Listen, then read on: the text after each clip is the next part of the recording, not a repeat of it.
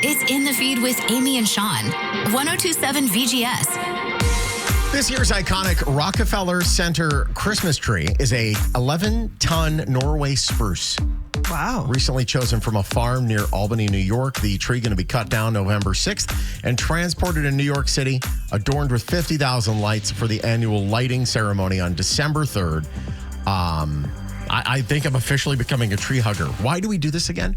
I don't know. Can somebody explain why they just don't have one big fake tree?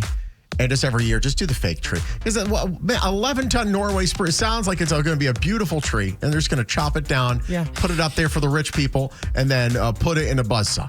Was it last year that it came, like, it was in this person's yard? Like, it was just like, oh, God, it was last year. And then I feel like there's just always drama surrounding it.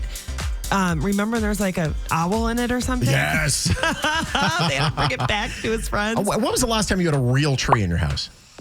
When we were in New York. Yeah. And the same with me. It was back in Boston. It was back when I was like 5 or 6. We always did real trees growing up, always. But here it's just too hard and to keep it alive. There, I just don't, sure they smell, but just give me a Glade plug-in behind the fake tree. Mm-hmm. Boom, we're done. Oh, it smells like pine.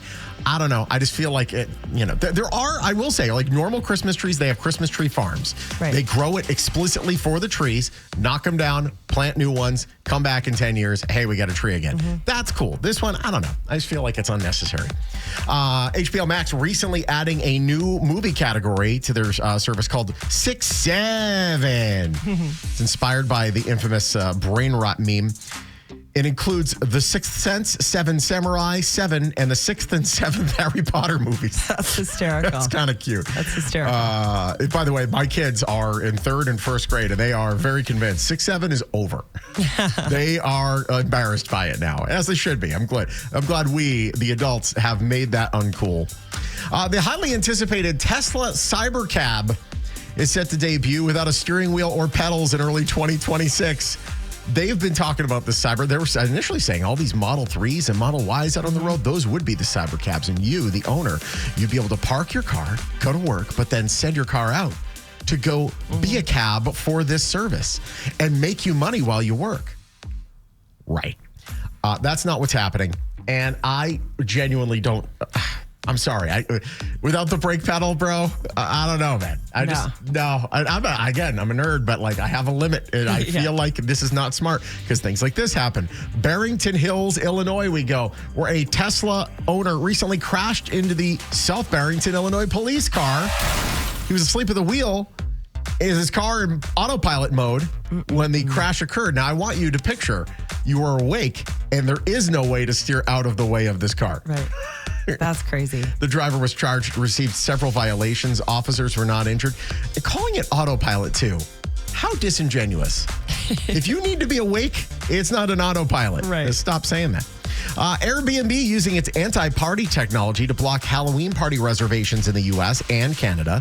A platform analyzes stay length, distance, property type, and booking timing to prevent high-risk reservations. I get it. That's why we can't have nice things. I get it. I know. Enough places have been trashed. Mm-hmm. Enough police have been called. This whole thing that they figured out, this algorithm to figure out, this is probably going to be a party. No, thank you. It's reduced reported parties by 50%. I believe.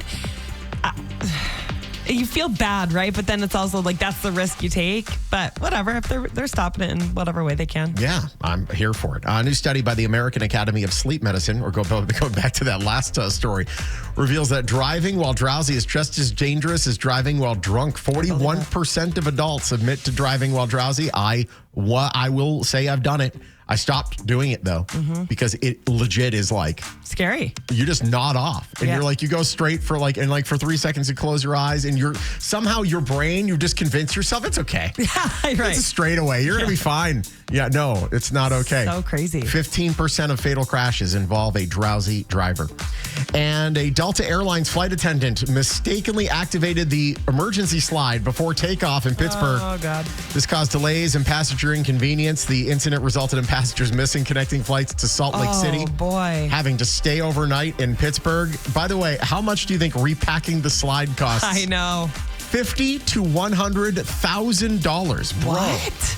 There's got to be a better way. If that's how much it costs to repack the slide, whatever the case, I think it's safe to say that is now a former Delta Airlines flight attendant. Opening. That is definitely has a job opening and a slide opening, ironically. Wedding couples ditching traditional gifts for cash, honeymoon funds, and IVF donations because of the poor economy. Wedding registries are changing and becoming more personalized. Some opting for digital cash gifts. You see the QR code. Just married. Here's my Venmo. My wedding party, I think, gave us the absolute best gift ever. So for my bridal shower, and we all came together for the bridal shower, and they gifted us our honeymoon. So they all pitched in and sent us to Hawaii. And you have we to couldn't get afford dishes or something. You're just like, no. I don't need a plate. I don't need a coffee maker.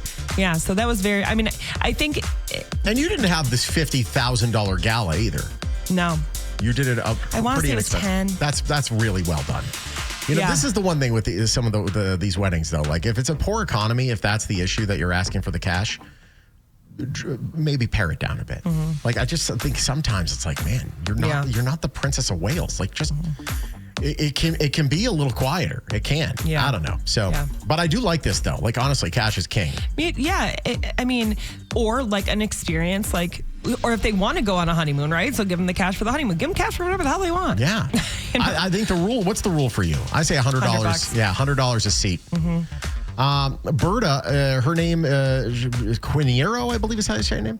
She's going viral because she ran the Dublin Marathon, then popped the question to her boyfriend. Wow. They met in 2023. Berta said she wasn't nervous because she had 26.2 miles to think about the proposal. Oh my God, that's a riot. He accepted the proposal after she got down on one knee. I like the whole reversal here. Women have more power. You have so much power.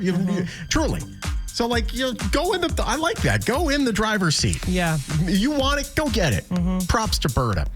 A group of overweight rodents recently competed in Texas Park and Wildlife's inaugural Fat Squirrel Week.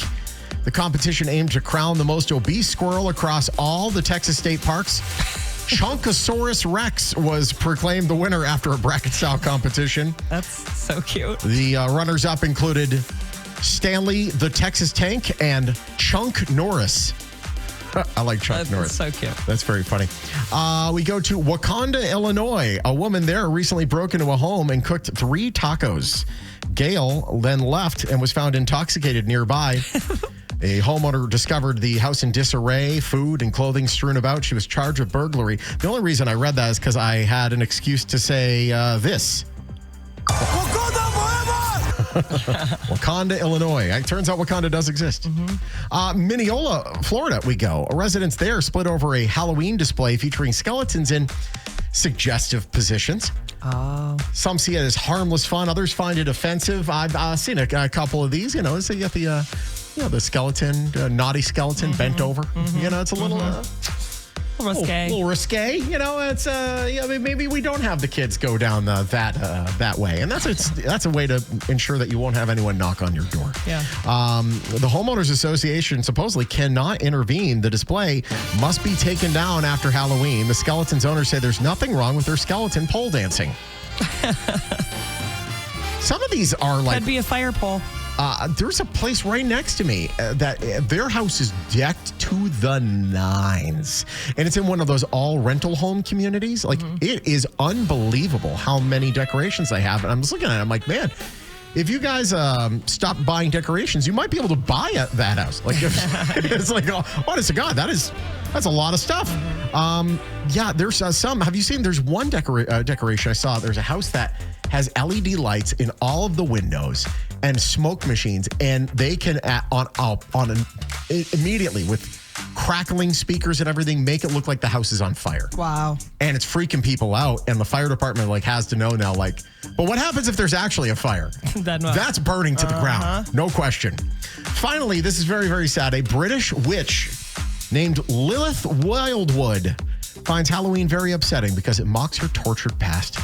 She claims to have communicated with Freddie Mercury and Marilyn Monroe from beyond the grave. Or she has. She says that witchcraft is actually quite mundane. There are no explosions. We wear normal clothes and we don't always wear pointy hats. Oh, okay. So really what you're trying to tell us, Lilith Wildwood, is you're one of the boring witches. Right? I don't know. Have you ever met a witch? Have you ever met someone that actually says, I am a witch? No. I have. So. I mean, I grew up near Salem, Massachusetts. And they are quite interesting.